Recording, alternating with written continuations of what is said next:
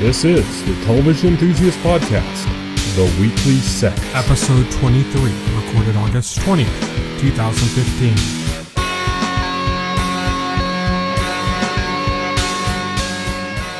Hello and welcome to the TV Enthusiast Podcast, The Weekly Set. I am your host, Tyson. Joining me today are Will. Hello. And Kat. Hi. This is episode 23 of our podcast. We're just 2 away from the big 25. Still kind of not sure exactly what we're going to do on there. I think we're going to be doing an Advocates of Great Television. I just was talking to Lee, and I'm going to try to talk to Ed and see if I could work it out. Maybe we can get us all in there for that. Whoa. Epic. And I might give us another week. Like, I might make it so that instead of in 2 weeks, it'll be like in 3 weeks. And so on the 24th episode, we'll kind of clear everything up about what we're going to do. And then give us maybe a little bit extra time so we can all watch everything and do it right, you know? And do a really good 25th. But we'll figure that out later. We're going to try to make the 25th kind of nice and cool. This is actually our first podcast. We're kind of doing a different method, so if the audio is not that great, you know, we'll try to figure out what's going on with that and do it a little bit in a different way maybe next time if it doesn't work out. But for now, we're going to be talking about some of the news that's coming out. There's not a lot of news. It's not like the last couple of weeks. We got kind of like the tail end of all the crazy TCS news coming out. We're going to talk a little bit about what we've been watching and what's coming up next week. We're right on the edge of fall, so we got lots of shows starting to come back and coming in, new shows starting up. So we're just going to kind of go over that and see what's coming up in this next week. So let's start with some of the news here. Starting us off, we got a new show in the DC universe. It seems to be in the comics universe, but it might be in the DC TV universe with Arrow, the Arrowverse. And it's going to be on NBC, and it's called Powerless. Now, Will, can you tell us a little about this? Powerless. Okay, this is kind of a unique premise so far with DC's expansion into television. So far, their stuff has been dramas, mostly straight superhero stuff. Little different with Gotham, but again, but this is now going to be actually their first half-hour comedy. NBC is doing it in the vein of The Office, and it's going to be about insurance salesmen in the DC universe. They don't have superpowers. They're just normal people. But they just have excessive bills to pay on because of the disasters. Yeah. So and it's going to be about them and how they deal with the reality of living in a world full of superheroes and villains. I like this from a comedy standpoint, where instead of being like kind of, you know, Powers was kind of like that a little bit of like the idea of it's a police department and they deal with crimes related to that. But this is about, like, dealing with the aftermath from, like, a comedic standpoint, not from, like, police officers, but just, like, insurance agents of all people that now have to, like, see if these claims are, you know, does Superman destroying a building, like, count as an act of God? I mean, how do these things classify? So that's going to be I think that's going to be kind of funny. What do you guys think? I agree. I think the premise sounds hilarious because it's a kind of tongue-in-cheek take on the whole notion of superpowers. I think it could be a lot of fun. I don't want it connected to Arrowverse because by and large Arrowverse still takes itself pretty seriously, and I like that about it. I'd rather it kind of existed in its own little... I think something like Stephen Amell could show up for a cameo or something for an episode, and he could still show up as Green Arrow, but not be the Green Arrow from Arrow. Yeah, he could just... he could show up as a different Green Arrow. He could show up like as a different version of his character, like more of a parody of his character. I think they can have some fun with that. So, like, that might be a little too meta. That might be a little too meta. And I'm sure Stephen Amell is already writing NBC wanting to do that because Stephen Amell has been, God bless him, he has been so enthusiastic about this whole thing and about, like, all these shows being connected and stuff. I mean, he campaigned for Matt Ryan's Constantine to come on to his show, and now that's happening. And so... That's what they should have on the show. They should have Matt Ryan be like that one weird guy in the office that like believes in ghosts and stuff and is all like certain that there's UFOs out there and That one I could kind of get behind. It would be a way for NBC to take. And they just know him as John. They just know him as John, like they never say his last name. Yeah. I'm unsure if it's a new character, if it's Constantine. Just he kind of makes statements about his last job.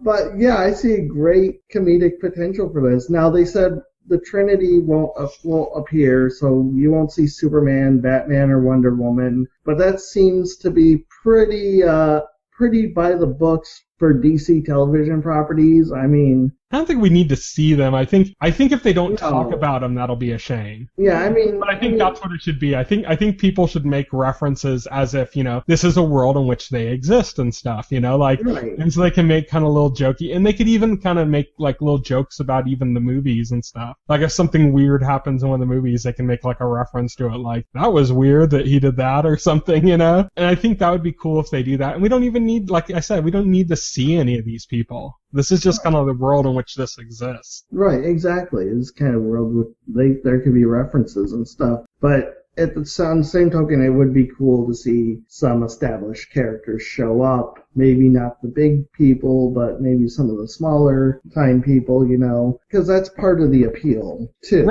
Reference-wise, I think I'd like it if it worked like Daredevil did on Netflix. Well, right. Daredevil obviously not a comedy, but they'd make references to like one guy did all this, and he didn't even have like a magic hammer or a special suit. Like a reference like that, where it's like direct, like these are things that exist in the world kind of reference. I think that's kind of what we need more than anything. Well, that's good. Yeah, that's going to be that. Obviously. I just wonder, like, okay, they can have, like, I feel like references should be more like Easter eggs. What is going to be the internal narrative? I'm just thinking if they're going to set it in this universe, they have to take advantage of the fact that it's in this universe, and just having references, or one-off isn't going to fully take advantage of that. Well, they don't need, and they don't even need to make the references so obvious. I mean, they could do it, like, in real life, when you talk to people, you're probably going to be talking right now about like Donald Trump because he's insane and he's doing all sorts of insane stuff, Right. And so he's going to come up in conversation, and you won't necessarily even like,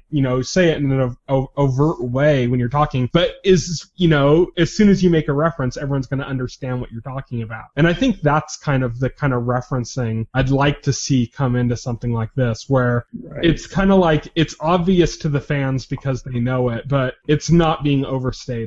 It's not like, oh, this happened because of Superman. It's just like, like, oh yeah, Mr. Blue flew through again or something, and they could just do something like that, and it's like everyone's going to know exactly who they're talking about, but you don't have to be so direct. Right, exactly. Sure. So any other comments on Powerless? Do we know for sure what its status is? Is it something still in development? It's in development. It's been picked up for a pilot order. So NBC has ordered a pilot. Okay. Well, that's promising. So we'll probably see it next year? Probably, yeah. I would think so.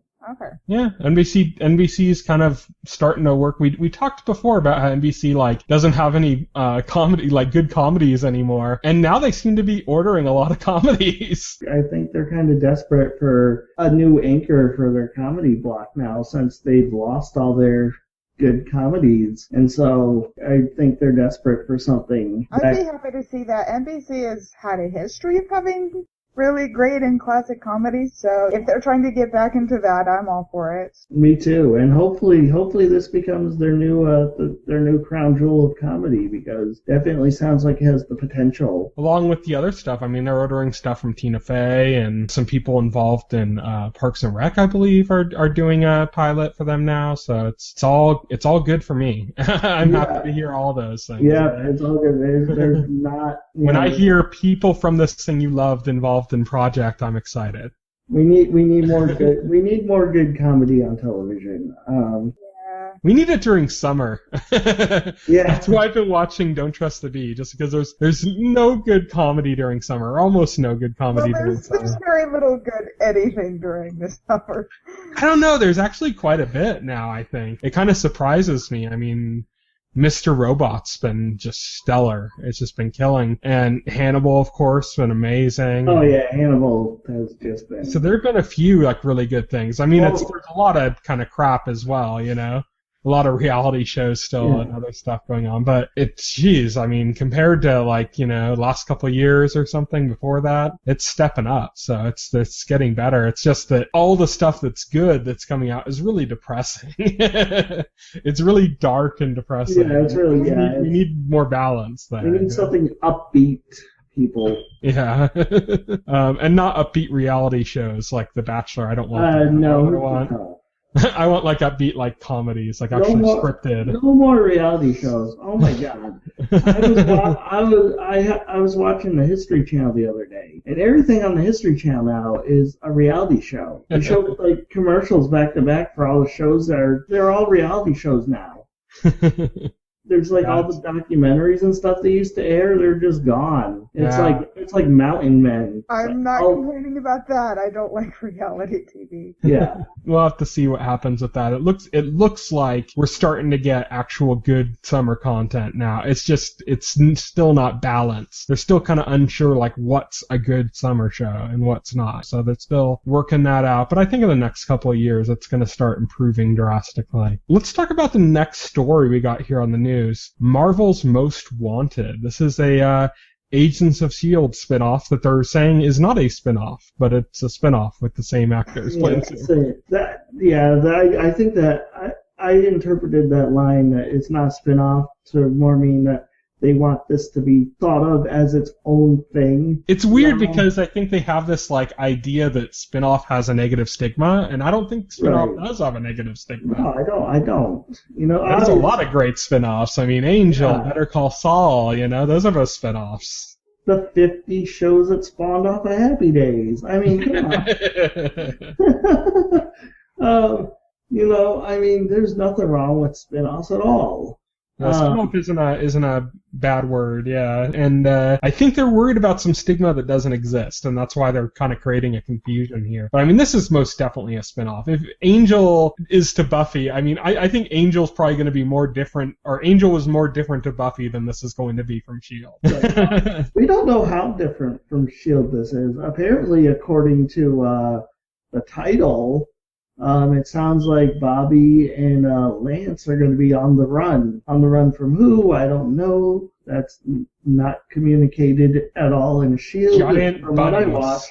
That was not communicated in the episodes of S.H.I.E.L.D. that I watched, that they would need to be on the run, but... It's going to be Anya from Buffy's worst nightmare. Giant bunnies. Yeah, giant bunnies.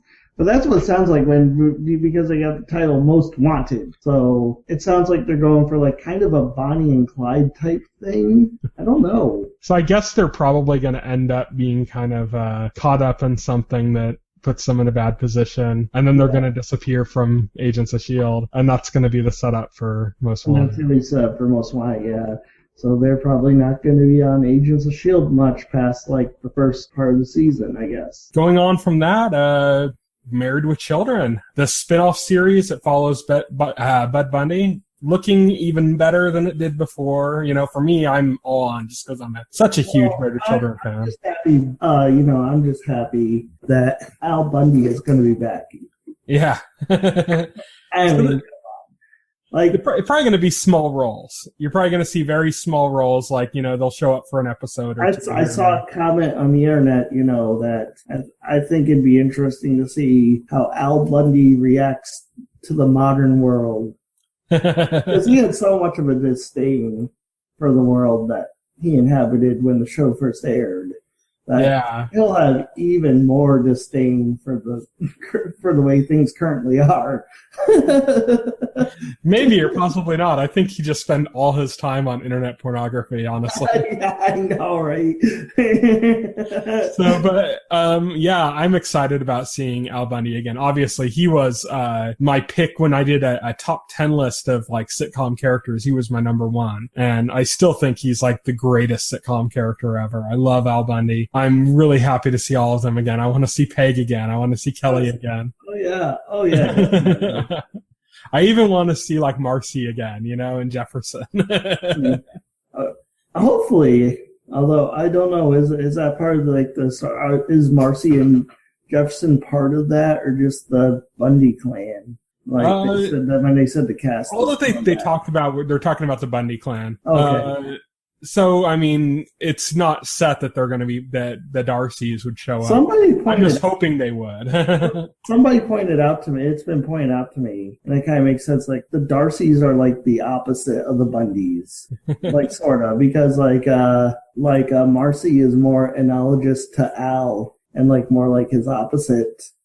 You know. Oh yeah. She's a feminist, and he's like he runs No Ma'am, the anti-woman. Yeah, the anti-woman, and like her husband there is more like Peg than anything, and it's and I thought, okay, that's kind of neat. They've actually done an episode where what was it? I remember a long time ago there was an episode where the two of them were drinking together in a bar, and Marcy was totally playing the male role, you know, and they were talking about their wives, and she was talking about her wife, and it was Jefferson. Yeah. There's in such similar situations, yeah, but I adore Married to Children to this day. It's not even just a thing before. I still watch Married to Children episodes, so I cannot wait to see this. I think, I just think it's going to be hard for them to go wrong on it. Just seeing those actors again, it's going to be probably enough for me to be excited. Yeah, I mean, that's going to be awesome. Hopefully the new one doesn't suck. That's always the fear when you got like reboots and stuff, or you know, they bring back popular things. It's like it doesn't live up to the original, and it feels kind of disappointing. I know people had that kind of feeling when they brought back Arrested Development, and it was like kind of you know, and it because they did something different with the fourth season, and people didn't end up liking it so much. And yeah. I think that's one that the season's kind of grown in popularity as it's aged, because I think a lot of the dislike for the fourth season of Arrested Development had to do with just kind of the structure of it. Right, and yeah. Once you kind of get past that, I mean, I still don't think it's as good as the better seasons of Arrested Development that were before, but a lot of the kind of concerns about it fade away when you've actually seen the rest of the season. And I've heard it's actually even better on repeat watches when you kind of know the little like, you know the glue, and so then you can see all the little pieces that fit together where you couldn't see them before. So it's actually supposed to be a show that gets better when you watch it again. So yeah, it was kind of divisive when it came out, but as time's gone on, it's become more accepted, I think. Oh, okay. Oh, that's interesting. Yeah. Next up, we have Eric Kripke. He was the creator of Supernatural and Revolution, has signed on with Sony. Now, this is a little bit inside baseball, so let's just explain here. Eric Kripke before was working through Warner Brothers Studios, television studios, and that's where he made Supernatural, and he made Revolution on NBC, but that was created by Warner Brothers Studios. So just because it airs on a network doesn't mean it's from that network. Right. Like, yeah, like all Warner Brothers shows don't air on the CW. Oh yeah, there's a ton on like, different channels. Even though like Warner Brothers has like huge investment in the CW, I mean it's just not the way TV works. Just like all shows produced by Fox don't show up on Fox Network. TV doesn't necessarily work that way, you know, where these studios, they just produce shows and then they sell them to, you know, the highest, whoever wants them, the highest bidder. Yeah.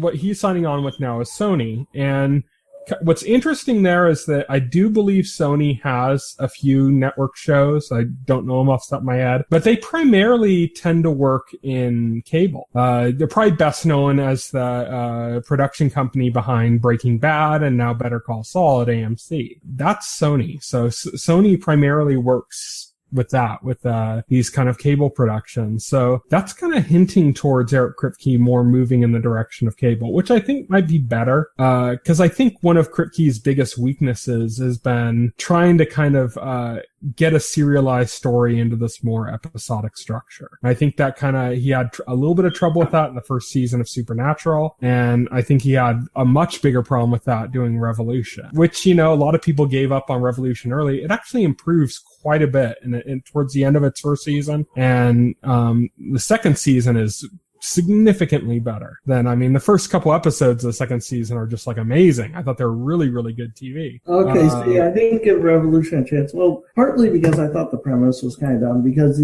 they said, like, all energy was gone. And it's like, not just power, but like energy. It's like, so how are you moving your physical body? Well, no, they explain that. They eventually get to that, to the actual reason why it's shut off and stuff. And it makes more sense, and it introduces this whole other element to the series. So I'm not going to really spoil that, because I think people might want to go back and check that out. And it actually does get pretty decent. So check that out if you get a chance, because it does definitely improve a lot. That being said, I have no idea what he's going to be working on. I know he was working on some kind of artificial intelligence type story. It was going to be on Showtime, and that fell through. Who knows now, It seems like he's going to be more in the direction of cable, though, if he's working with Sony. Yeah, I mean, it's interesting to see what he can do on cable. I mean, Supernatural was pretty awesome, especially for, like, the years that he was on it, where, the first 5 seasons, which he only envisioned it as a 5-season show anyway. Yeah. The fact that it's like, I think it's on its 10th season now. And they used to struggle with, like, if they were going to have a 5th season or if they were going to have a 4th season, and now they're on season 10. Like I caught Supernatural in its, like, 4th season, whatever season it was that Castiel was first introduced. That was 3rd, I believe. The 3rd season. That was the season I started watching it. And even then I thought, like, that was probably halfway through the series already, and turned out it wasn't. Because I didn't realize that was a show that was going to survive 10 seasons. I thought, that was... It's so funny because, that's Eric Kripke, too. Season to season, in the first 5 seasons, they were concerned if they were coming back, and now they're like, it's just kind of like a expected thing. Yeah, well, yeah, because if you ask, like, they've asked, like, the president of the CW, like, recently, and his answer is always like, oh, they'll bring it back for, like, how many seasons they want. And it's like, okay, then. I think it's just they've gotten to the point now where they've kind of settled in. They kind of have a very stable and consistent budget. It works smoothly. It's just a smooth, efficient machine, and it does what it needs to do, and it's not too pricey, and it gets some business, and they have kind of a loyal audience, and that's all they need. Yeah. It's a very stable show, and for the CW's position, it works out well for them. Let's move on. Let's talk about what we've been watching. Now, we might have to miss out on one of these if Kat's still gone. I can talk for hours about Once Upon a Time if you need me to. Yeah, but we can't talk about where she is in it. So yeah, that's true. So we'll speculate. When we get to that, we'll see if she's here again by chance, and if she isn't, then we'll just have to continue on without her. I'll start off with Mr. Robot. Now, I just watched this week's episode, it was last night for me at the time of this being recorded. I just watched that episode. Amazing episode. Ended very strong. I've always said from the very beginning, this is like Fight Club, the TV series. Well, this episode ends with like a piano cover of Where Is My Mind? Which was the song that ended out Fight Club, if everybody knows. So it's getting really good. One of my early concerns with the series was that it was very obviously a Fight Club-like series, and how can you kind of repeat what Fight Club did? I mean, I'm not going to spoil Fight Club, but the way the kind of surprise twist that Fight Club had has been... Fight Club. Yeah. So worry about I just don't want to spoil it for other people listening. Oh, yeah, that's true. If you haven't seen Fight Club, watch Fight Club. That's all there is to it. And just watch it. Yeah. It's a real iconic, movie. The twist that it had in Fight Club has been copied so many times, since Fight Club. And you could kind of see that coming in Mr. Robot too. And it was always kind of a question of, how are they going to do this? Are they just going to do the same Fight Club twist that everyone sees coming a mile away? Are they going to take like a different take on it? Are they going to be saying, well, I'm not going to go into exactly what happens if they even address that at all. I'm just going to say that I've been enjoying Mr. Robot. So take that however which way you want, whether that means that they, did a good job copying it or they did something else. That's all I'm going to say for right now. I might say something else. I might do a season review where I'll go into more of the nitty gritty on it. But Mr. Robot's been very good, and it surprised me a few times. It's had some really kind of cool, like little dark twists that have happened. Just overall good storytelling. great episode this week, great episode last week. 1 episode left in the season. It is a great series. If you have not watched it yet, the first episode, which I think almost stands alone as like a movie, it almost feels like it's a movie on its own, is freely available on pretty much everything. You can watch it on YouTube. And this is like official. This isn't, you're watching somebody who ripped a copy and put it on YouTube. It's just freely available on everything. I mean, you can go on YouTube, Google Play, iTunes, all those services for free. Right. So check it out. It's great. Even if you only watch the pilot, you'll be satisfied as like a kind of a shorter movie that's really good. And if you like what you see, then move on and watch the rest of the series because it's been pretty stellar so far. So, with their kind of embrace of the digital culture, I can't imagine that they're going to wait too long to get this kind of easily streamable for everyone too. They're probably going to push that pretty quickly. Hopefully. Yeah. I mean, that's kind of, I can't imagine them not doing it with the kind of the way they put out the pilot. Let's move on. Let's see. Kat, are you with us? Okay, I guess not. So we'll skip over Once Upon a Time then. I got another show that I watched, which was, it just started last week or, on, Sunday actually. It's a mini series on HBO called Show Me a Hero. This is the one that's from the creator of The Wire, and it is about, the low-income housing issue in Yonkers, New York, and I believe it's the 80s, maybe it's early 90s, it's somewhere around that era. And yeah, it's about, I guess Section 8, I don't know if it's Section 8 or just another kind of low income, but it's these projects, basically, these buildings for people to live in, poor people to live in, buildings that are coming into, Yonkers, which was a better off kind of neighborhood in New York. And it's about the people of Yonkers fighting against that and kind of politicians that get involved and caught up in it. One of them in which gets involved kind of where he's on the side of them coming in, but he doesn't want to be. He just kind of ends up being forced into that position because there's just nothing more he can do. But because he's in that position now where he has to support it, like he just has to, and if he doesn't, he's going to go to jail for contempt. And because he's in that position now, this whole town just despises him. They just hate him. He's got like death threats. They're like mailing him bullets and stuff. And this isn't even something he wants. He doesn't want them either, but it's just that he has to. He has no choice. And so it's kind of fascinating seeing the way characters are put in positions where they're ending up having to take sides that they don't even necessarily want to be on, or like how some people might be on one side and then they start to see the kind of uglier part of that side and it starts to push them away. And it's just fascinating as like a character study about like race relations and economic condition relations and how these different people deal with each other in this situation. And yeah, I mean, it's pretty amazing to watch. It really does have that Wire feeling to it. If you've watched The Wire, then that's a good reference point, it just kind of has that same feeling, that like no easy answers kind of way of handling a situation like this. Right.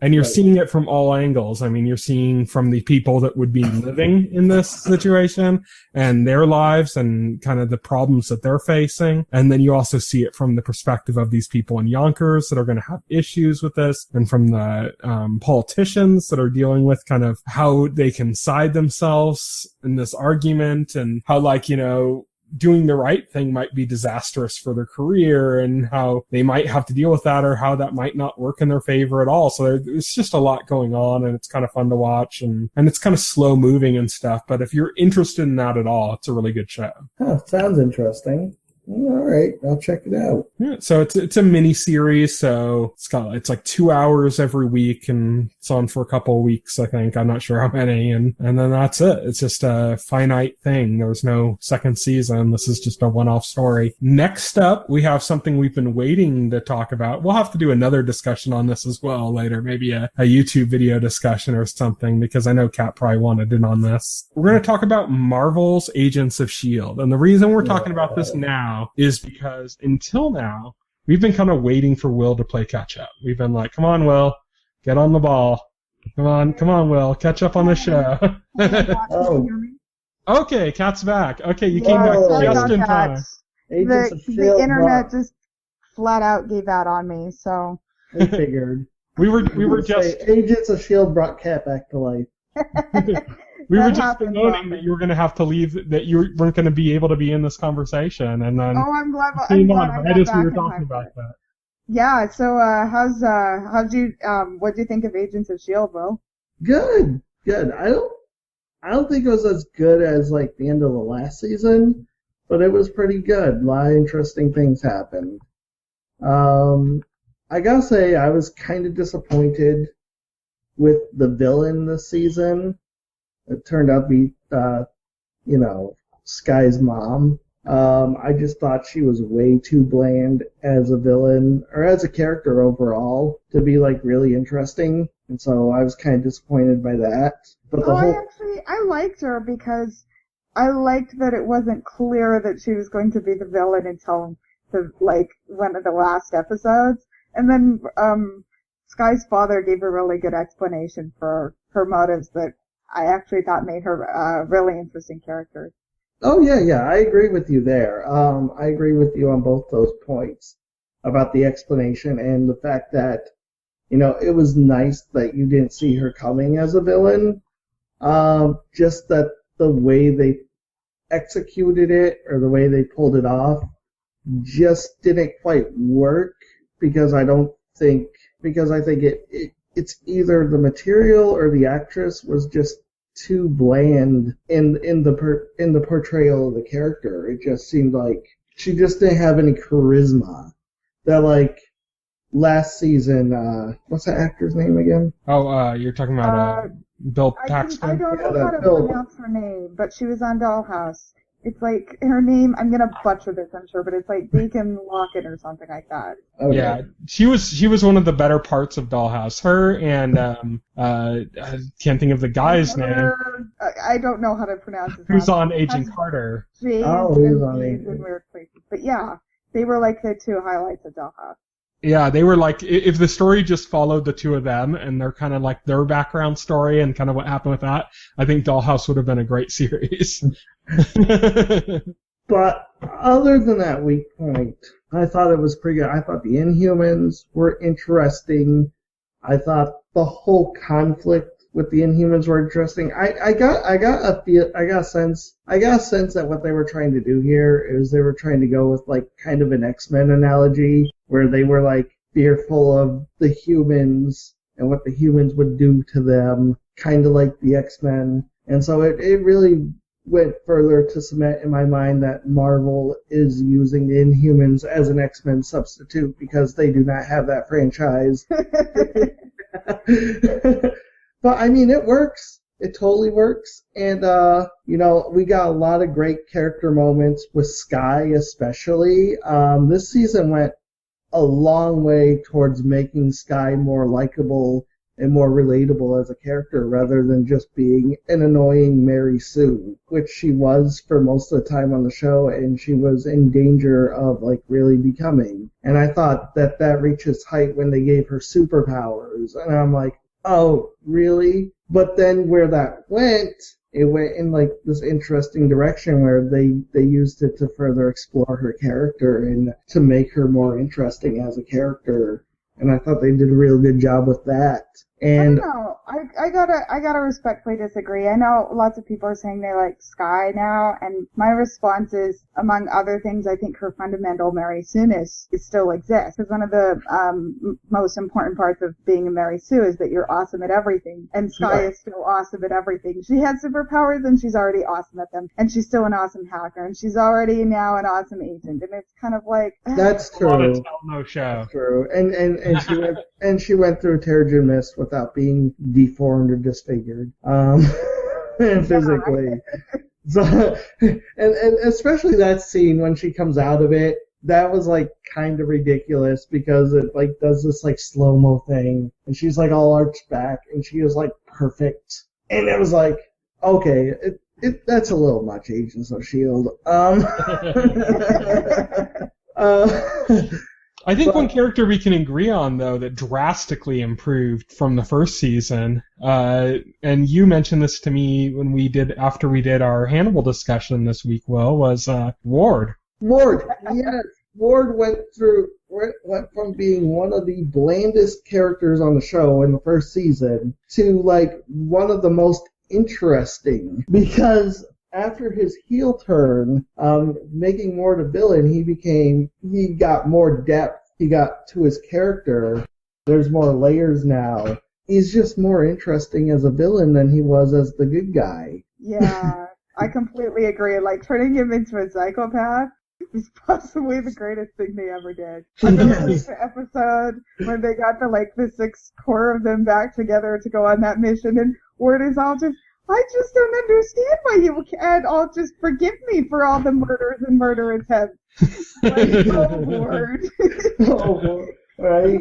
I think the actor is really good at playing a dickish role too. I think he seems to be having a lot of fun with it. Because you could see that if you watched the Comic-Con panel too. He was great on the Comic-Con panel, just being a total dick the whole time. Well, like embracing the whole, I'm totally leading Hydra now. He seems to be having a lot of fun. It's great. It's like, he's having tons of fun, and you can tell he's definitely a much funner character than when he was one of the good guys. Yeah. And so, totally glad they made that switch. That totally worked to their favor.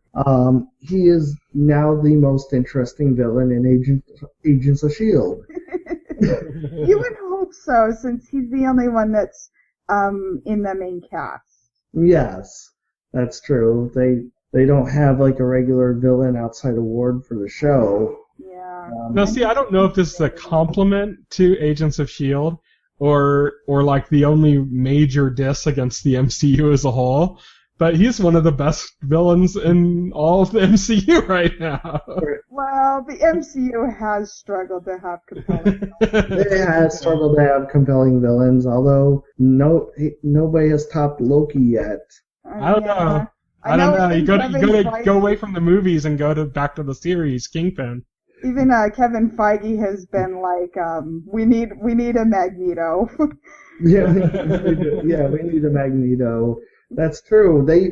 That's the problem. They're hamstrung too. Magneto and Doctor Doom are both arguably Marvel's strongest villains. That's why they need to get the Fantastic Four franchise back. Not for Fantastic Four, but for Doctor Doom. Yeah.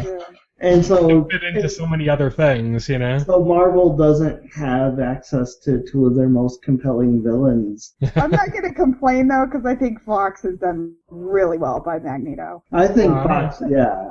The way that I think I even prefer the new Magneto, the younger Magneto with Fassbender. Oh, he's amazing. Days of Future Past. Oh, just pitch perfect in that character.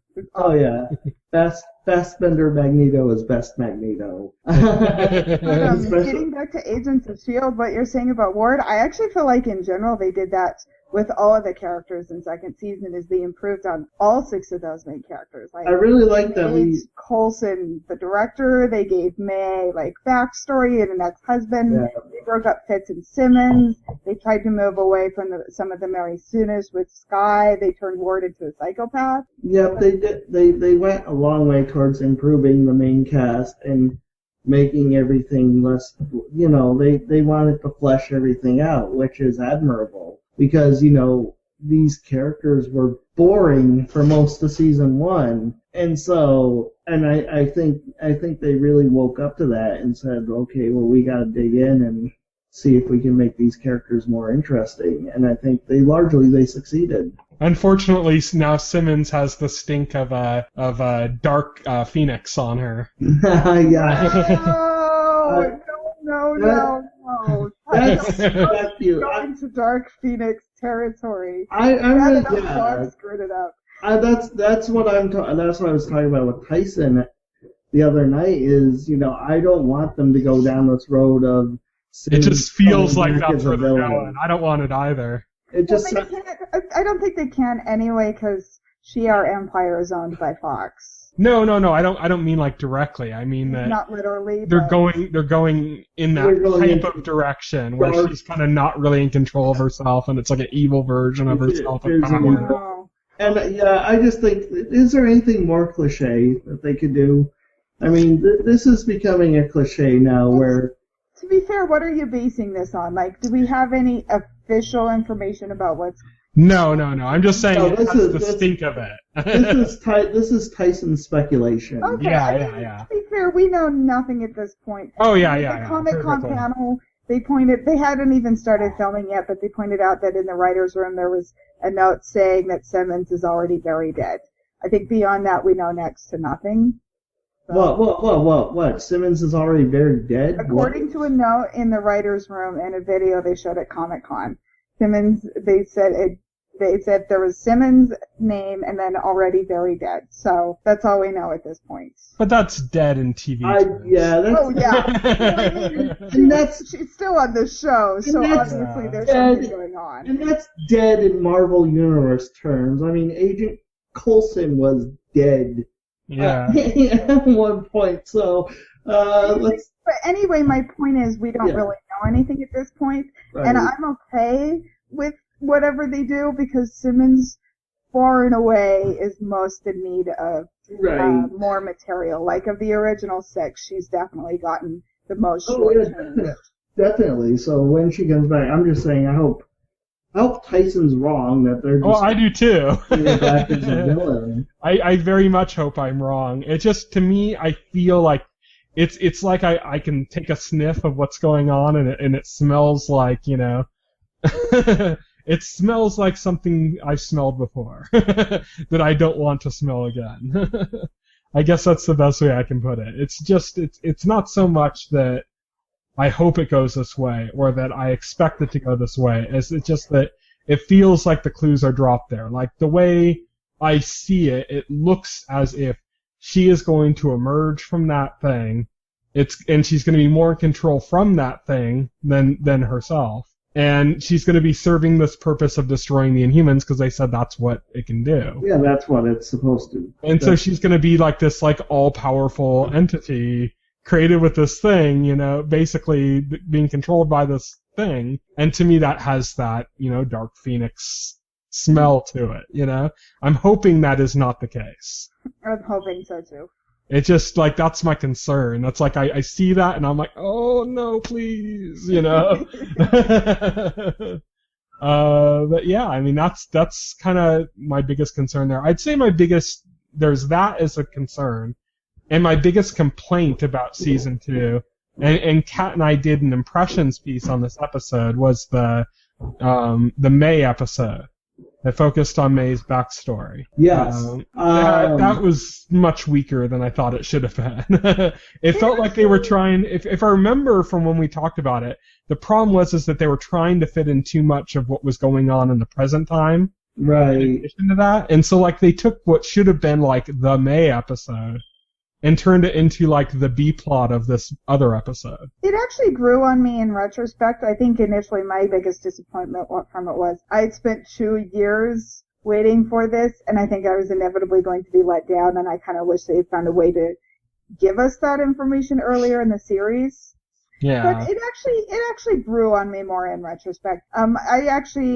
My opinion is that episode actually demonstrated why I think May should be more of the star of the series rather than Sky. You know, it also illustrates something I like about the series is that they're not dragging things out. Like in the first season, the big mystery was who's Sky's parents, where's she come from? They answer this totally, completely, 100% with no doubts in this season. What happened to May? That incident they keep bringing up. What happened? That's a mystery. 100% answered by the second season. By second season, those mysteries are done. And it seems like those are things that another show would just drag out for like various seasons until like they need something for sweeps. And it's like I think my issue with it is less about what the actual incident is and less about like how long they took to get to it, and more that they turned it into like the B plot of another episode that was focusing on the main story, and I really think it deserved its own episode. Like it didn't feel like it let things set in properly, like it didn't let things sink in. Also, I thought it was like kind of strange and kind of strange and kind of a coincidence that as we were doing all this flashback stuff with May and stuff, that Sky's mother decided to tell her the story of that incident at the same time. I thought, it's a little... Yeah, like I don't think that tie-in, that connection was really all that necessary. Yeah, it was. There, you know, I think... Well, I thought it was important because they were getting into the kind of Civil War-ish kind of, you know, where do people stand in regards to Howard people. I thought it was important to establish where May was coming from and why. Right. Oh, yeah, I'm fine with that, and I like that part of it. I just think, you know, they could have taken more time and really delved into like the effect it had on her in a more meaningful way if they had given her an hour for this, you know, instead of like, you know, 20 minutes or something. No, I completely agree. I think that's further problem that I have with the pressure they've been putting on making Sky the star, which I'm still very, very much opposed to. Right. I mean, I don't have as much of an issue with Sky being the star as you do, but I just genuinely feel that sometimes there's like a point where like you have something that's kind of a heavier piece of material and you need to let that stand on its own. Sure. And I think they didn't let that happen, and that's where I'm kind of disappointed with that episode, because you didn't really get the emotional depth that should have had. Yeah. Because it was rushed. Sure, because it didn't have as much time. Yeah, I can absolutely see what you're talking about there. Oh yeah, definitely. So we skipped over it, but let's, you know, kind of backtrack a little bit here on our notes and go to Once Upon a Time, because we actually do have Kat back now. Yay. Yes. So Kat, where are you at? Well, now we're back in second season. And I'm learning why people aren't a fan of second. Kat is a time traveler, by the way. I'm a time traveler, yes. I've traveled back to, what would it be, 2011, 2012? Anyway. 2012, I think. Skipping all over the place. Yes. But I watched the first two seasons after they aired originally, so. Yeah, I'm being really inconsistent. I thought third season overall was pretty great. Second season is kind of dragging. So. What did you think the third season? What did you think of like the Peter Pan arc, the Neverland arc? I liked it in terms of I thought they made Peter Pan such a cool villain. Also, the kid who played him was fantastic. Yes. And then they made Neverland kind of this creepy place, which was really effective. I really liked that they did such a dramatic twist on that tale. I could see how it dragged in some bits, and unfortunately this show keeps having this problem where they will introduce a plot device at some point that just kind of flails and dies when it comes time to actually be used. Like, they had to go out of their way to capture Peter Pan's shadow, and then, like, nothing came of it. Yeah, I mean, that's unfortunate, but yeah, I mean, I enjoyed it. I know a lot of people considered that the weak part of that season, from the impressions I read, and I'm like, I don't know. I mean, I certainly enjoyed it, probably more than the Oz portion of that season. I actually kind of preferred the Oz. I think but I think both parts of the season worked in ways that second season definitely hasn't been, which is that they have a very specific, really strong villain that is driving the narrative, whereas second season... The big bad.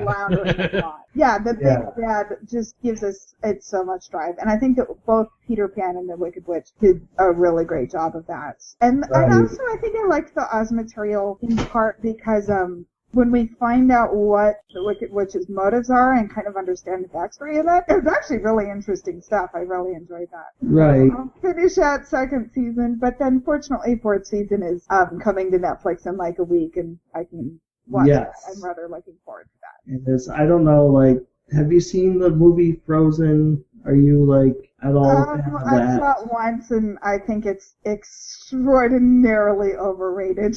So I think what Will's asking is if you want to build a snowman. Do you want to build a snowman? Yeah. No, but I'm just saying because, like, the first half of the fourth season is very much heavily Frozen and material from that film. So if you're not like a big fan of that film, you might not get so much of a kick out of it, or it might not be as enjoyable for you. I know they do a nice twist with the material and involving the material of Frozen, the actual movie, and also the story that Frozen is based off of. They incorporate like a nice twist with that. Well, because don't they have the Snow Queen also? Yeah, okay, yeah. I didn't want to spoil because it. I saw that it just kind of went, but wait, is it Elsa just kind of a play off of the Snow Queen? Yeah, Elsa is a play up Snow Queen, but yeah, they actually have the actual Snow Queen from the fairy tale as the villain in that first half. Okay. And I saw that it's Elizabeth Mitchell, which I think is great casting for that role. It is. She is excellent, and she is excellent in this first part of the season. I'm like, yes, another lost alum too. Always happy to see them working. Right, but yeah, she is excellent in the part. I really enjoyed the first half of this season, so I'm interested to hear your thoughts. Oh, great! Well, yeah, I'm looking forward to it. I did watch the 4th season finale because I was curious and thought the meta elements were getting out of control. Because we're like the whole so they are fictional characters, but the show is acknowledging that they're fictional characters. Oh no, wait! Now the show is trying to claim they're real characters, and it's only in this certain context that they're fictional characters. Like, holy cow! It was starting to get head up its own ass, and I was starting to get a little bit. I wish the show would just be consistent about that. It's like, just say they're real characters, but as far as like our reality is concerned, they're fictional. Yeah. And that's all you have to do. Yeah. And yeah, but yeah. Gee, once upon a time, writers, you just gotta let it go. Oh, stop. Yeah, that's the only thing I have to talk about here. About the series that I do really appreciate is kind of seeing the gradual relationship that's grown up between Regina and Emma, which I've actually seen a fair amount of fan love for online, which I kind of love because I get so tired of all the shipper relationships. I love it when when fandoms are invested in a relationship between two people that's not romantic. And I also think it's really a really interesting relationship in the context of the show. So that's actually something I'm really appreciating about the series. Right. I think the relationship between the Evil Queen and Emma is one of the primary relationships of the show that the show explores, is constantly exploring. I think that is a different dynamic, mostly because unlike the relationship between the Evil Queen and Snow White, Emma is as headstrong as she is, and so it makes for a more interesting dynamic. Whereas Snow White is a lot more docile and yeah. Well, I think for me it also works too because Emma has the advantage, because a lot of the show's been invested in Regina's kind of redemption, and Emma's the only person that didn't ever really know Regina, the Evil Queen, so she doesn't have that baggage. That's true. She doesn't have that. To see this kind of relate to and see Regina in a different way from other people. Yeah, that's true. Emma doesn't have that fear of Regina that like everybody else does, and so that's also a good point. So you got another week to go before you can start on season 4. Yay! Yeah, I think it's coming. You're looking forward to it. It looks like. Because I believe it just released on DVD and Blu-ray this week, so the Netflix release has to be right around the corner now. Yeah, I think it's coming the 28th when I looked it up. Okay. See, for me, I think almost all the shows I'm currently watching are just on the verge of ending or have already ended. Oh. Mr. Robot season finale next week. Humans just ended. And that also means that season 5 of Once Upon a Time is going to start airing on NBC pretty soon. It's or ABC. September 27th. Yeah, we're getting really close to the fall season, and thank goodness. Yeah. Whereas last podcast we ended talking. We said, "Oh, what's coming up next week?" It was one show. It was Show Me a Hero, which Wasteland in regards to television. I'm so glad the fall season is going to be starting up again. Yeah, so we got 7 shows to talk about coming up this next week, and this is like the pre-fall. So, I mean, once fall hits, it's a lot more. Yes. But right now, we got 7 shows coming up. So let's talk about those right now. This is what's coming up next week. First on Saturday, August 22nd, which will probably be a day after this podcast goes up. We have Blunt Talk. This is the Patrick Stewart series. It's kind of like a parody of, I guess, the O'Reilly Factor. Not like parody in the way that like the Colbert Report was, but like it's about like the behind the scenes drama of a show like that or something with a person whose life is just a complete mess.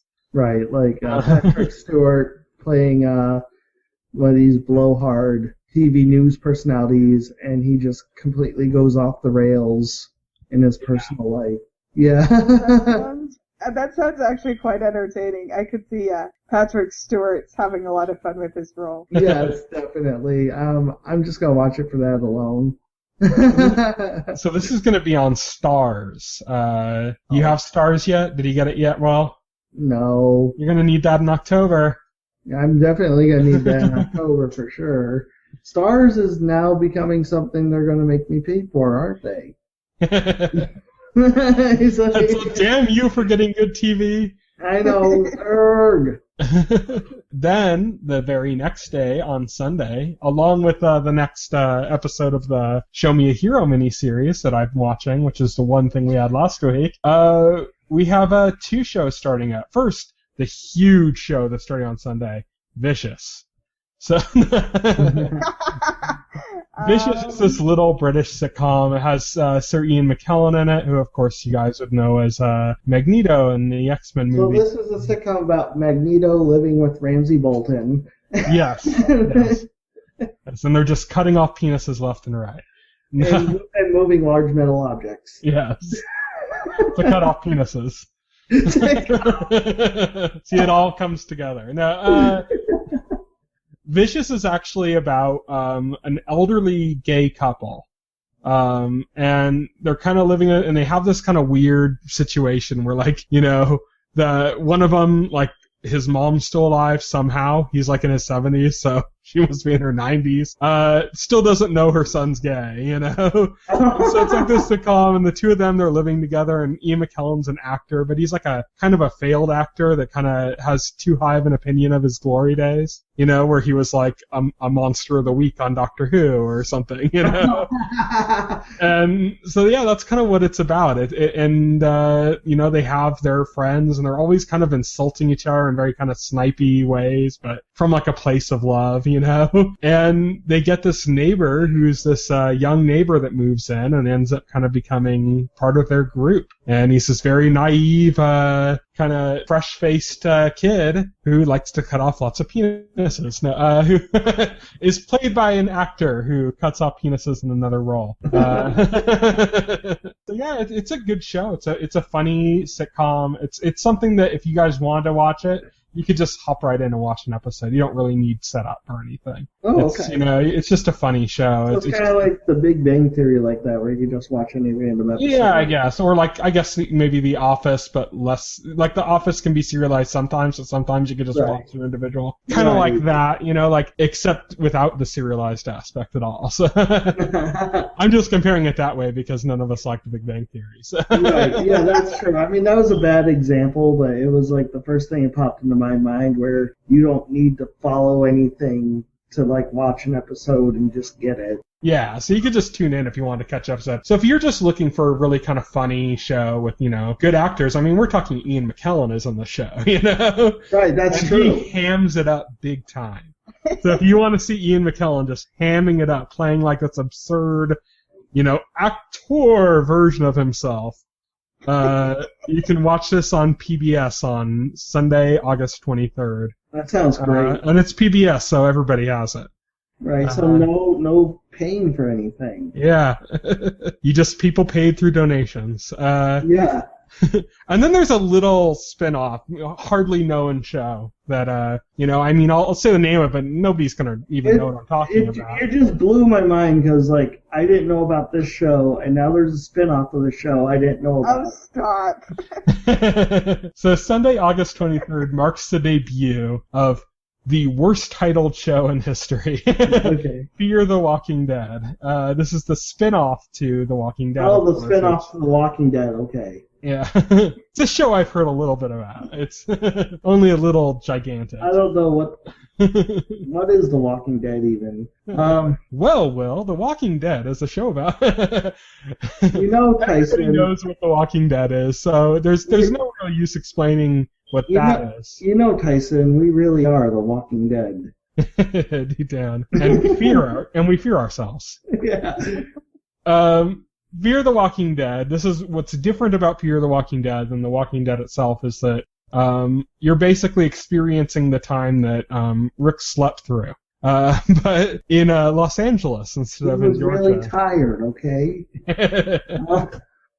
When Rick was sleeping in a hospital bed and the zombie attack was breaking out, and then he woke up and everything was already zombie land. Well, Fear the Walking Dead is about that transitional period of like when society started breaking down and everything. It takes place in Los Angeles, which is quite a bit different than, the Georgia setting, I believe, the Atlanta setting of the previous series. Yeah. This is one that, I think there's a lot of good reason to be kind of skeptical of Fear the Walking Dead. Personally, I feel like the first couple episodes are going to probably be really good. And then I have no idea. Because they're going to rapidly approach the point where everybody knows what's going on, and once you hit that, then it's just Walking Dead. Well, yeah, they're trying to play up that, these characters are different from the characters on The Walking Dead. These characters are going to be more low-key, more realistic. You're not going to have a Daryl guy who's like super badass and blowing up tanks and... It's all just lost 50% of the fan base, right? Yeah, right?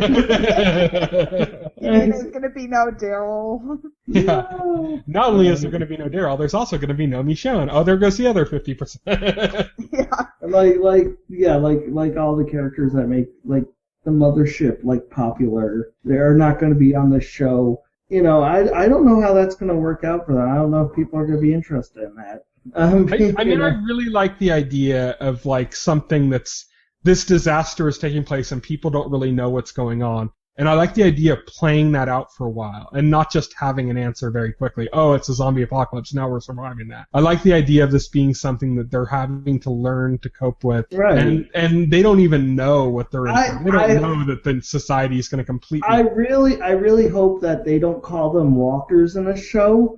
Because one of the things I really liked about the world building or the universe of The Walking Dead is like the main characters on that show call them walkers, but then sometimes they encounter other people from different areas of the state, who like have their own names for the zombies. I like that a bit too, but at the same time, it can get a little bit cheesy. It can, but it's like because you call them walkers, we call them stiffies. Yeah, you call them stiffies, we call them lumpy leggers.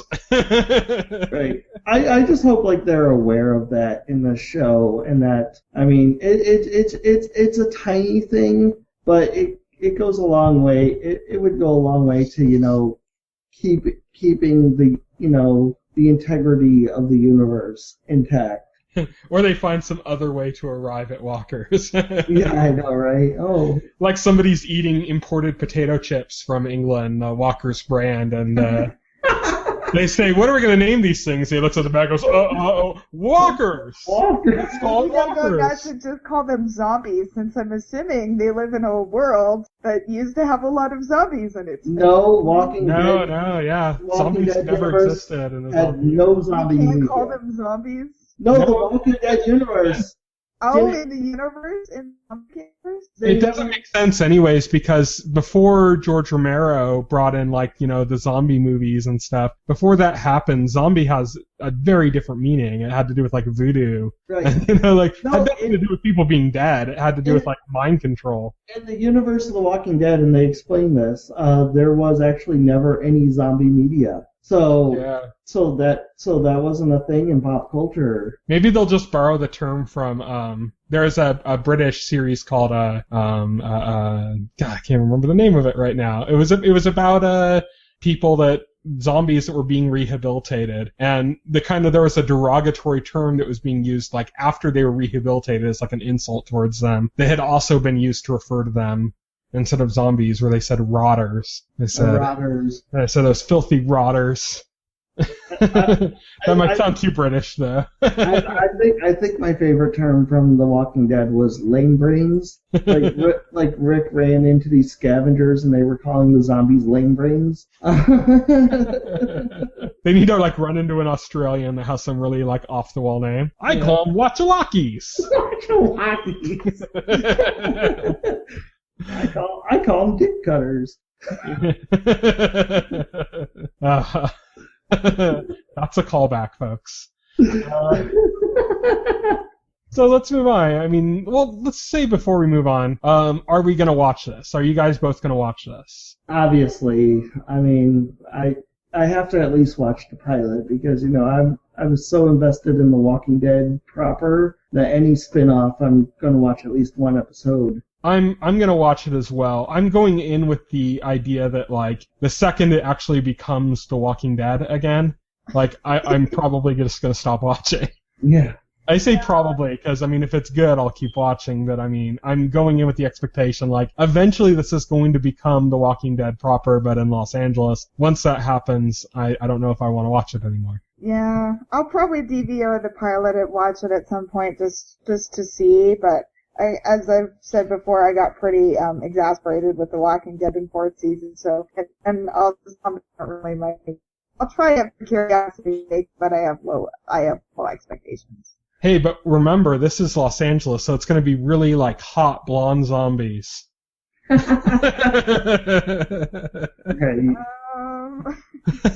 Maybe we'll get some celebrity zombies, like Jay Leno zombie in the Dawn of the Dead remake. Oh, dear. You know, right? The best celebrity zombie, of course, being Bill Murray in Zombieland. Yes. That was like the best cameo ever. Okay, so let's move on then. After Sunday, August 23rd, 2 days later on Tuesday, we got 3 shows coming up. So these 2 new shows, one kind of lesser known, I guess, show that's based on a movie. But first up, we have Vixen coming to CWC. This is a animated web series that takes place in the Arrowverse. I guess that says it all. I love the Arrowverse, but I'm a little bit like, okay, there's one more piece to the Arrowverse. That's nice. My deal is like, it's an animated web series, so I'm having a hard time getting too excited about it. Are you guys going to at least check it out, like the first episode, or are you just, like, not interested? I'll probably watch it. Is it one of those, like, I'll just catch it when I can, like, binge it on Netflix? And The episode, knowing it's a web series, the episodes are probably, like, 10 minutes long anyway. So, but also, you know, Stephen Amell and Grant Gustin are going to pop up on it to do voices. They've already confirmed. Really? Stephen Amell is playing the Flash, and Grant Gustin's playing. Anything related to DC on television that Stephen Amell is not already a part of, or B trying to become a part of? I don't think so. Stephen Amell has been really enthusiastic about There's an episode of Gotham coming up where Gordon takes some hallucinogenic drugs and he walks into a Big Five sporting goods store and starts talking to an arrow. You know, that might be about the most interesting thing that could happen. In fact, Stephen Amell is so enthusiastic, he's trying to get himself on wrestling now. And so, I mean, I think he already is. He already is. I think the dude just wants to be everywhere, honestly. So let's talk about what else we got coming up on that same day. We have the From Dusk Till Dawn series coming to the El Rey network. Now, this is based on the movie. I watched some of the first season. Kind of lost me pretty quickly. Oh, really? The one thing that's interesting here, though, is that the El Rey network is actually owned by Robert Rodriguez, who created that movie. Were you a fan of the film? Yes. Previously? Okay, yes. So, yeah. But the series lost you. Okay, so it just feels kind of amateurish, I guess. I don't know. Oh, really? That's disappointing. I mean, because it feels like the direct-to-video sequel to a movie that you liked. Oh. It kind of has that feeling to it, so yeah. Yeah, okay. So I'll probably skip it then. I mean, I was a big fan of the movie. I thought the movie was great. The first season's on Netflix if you want to check it out. I wasn't so enthused about them adapting it into a TV show, though. I wasn't until I heard that it was, it was an El Rey original, which is Robert Rodriguez's own TV network. Right. And that kind of made me go like, ooh, this might be kind of interesting. And then I watched it. And I was like, no, it's almost like as if he just got one of his cousins. It was like, hey, Robert, I really want to make my own thing. And they said, here, just take this. And Humberto... And he just made like this, yeah. An Humberto Rodriguez original. Also, I think half of that equation too was Quentin Tarantino was also involved with the film, and he's obviously not involved with this, so that's also might be a reason why it falls short as well. Also, like the cast, I mean, it had a good cast as well. Oh yeah, we're talking George Clooney, Harvey Keitel, Cheech Marin. Yeah. I mean, the guy playing essentially the Cheech Marin role, kind of the Cheech, because it's a little bit different, is the kid from that '70s show. Whatever. What's his name? Wilmer Valderrama. Yeah. He's kind of playing somewhat like the Cheech Marin role. Okay, as in the Cheech Marin role, as in the guy that George Clooney calls and is arranging the meetup, and that because Cheech Marin played like 4 roles in that movie. Oh yeah, he did. But that Cheech Marin role, is basically being played by him, and it just doesn't work as well. I mean, there are things about it that kind of made me go like, oh, maybe I should keep watching it, and then I was like, no. I have more things to do with my time, better things. But it's interesting because it's it's an original from a very small TV network that is actually owned by Robert Rodriguez. So it just kind of shows, it's interesting to talk about in that perspective of everything has original content now. I mean, I was just updating some dates, and I'm like, I'm putting up shows from Crackle on our upcoming shows list, I'm like, what the hell? Now it's like everything's got original content now. So it's just kind of crazy. So I thought that was a reason enough to bring it up. We also have a show called Public Morals, which looks like TNT going, hey, Mob City didn't work, but we're going to try this again. And this time with Edward Burns, it's like, who knows, could be good. I don't know if this feels like something they probably should have tried to push out during summer. Yeah. Summer seems to be the right time to push out the things that are kind of like so-so. Yeah, I don't know that you're like, I don't know if this will pick up or not. Let's put it out during summer when nobody has anything else to watch. Right. And that's kind of what it feels like. I don't have really high hopes for it. I'll probably check out the pilot. Depends on how busy I am that week. I don't know. That's about all I can say. I don't know if it interests me enough where I'm going to actually even give it a chance. And like I said, it all depends on how busy I am that week. Right. Yeah, definitely. And that kind of brings us to an end. I mean, I was debating bringing up something that comes on the 28th, and I'm like, well, we'll talk about that on the next podcast. Yeah. Because that should be out before then anyways. But that brings us to an end of our main topics. Next week, we're going to be going over the fall 2015 lineup. Now, historically, we've kind of gone over everything that even remotely looks like something that would be interesting to our, user base, and it's been like a really long podcast that we're really kind of exhausted by the end. This time, we're going to kind of try to take a different approach, and we're just going to kind of pick a few that are interesting either in a good way or a bad way. And we're going to just kind of focus on those, and we'll talk about them on the show next week. And so that is pretty much it. That's it for us for this week's podcast. Check us out, tventhusiast.com. You can check out our YouTube channel. You can check out, subscribe to our podcast that you're listening to right now. So you might already be subscribed to it. I don't know. If you aren't, you can subscribe to it on any of your podcast agents.